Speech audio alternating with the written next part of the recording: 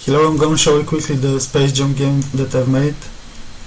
So we have the game in the htdocs files, the game folder.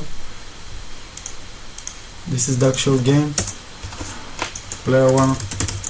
If the player doesn't enter the game, the game doesn't start. The system requires a name. Chris. So the pink color is the player 1, purple color is player 2. The green cell means the player hit a wormhole. The black hole means the player hit the black hole. And the first player reaching 36 wins the game.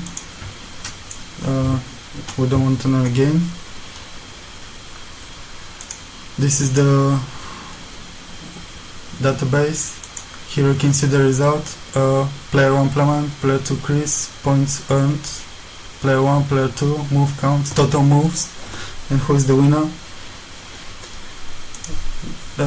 This is my database, creating the table, the CSS file, the JavaScript file, the PHP file.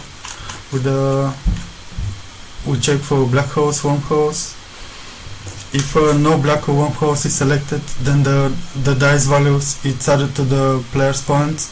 If a wormhole is hit, then the reward points are added to the total points. If a black hole is selected, then the punish points are subtracted from the total points.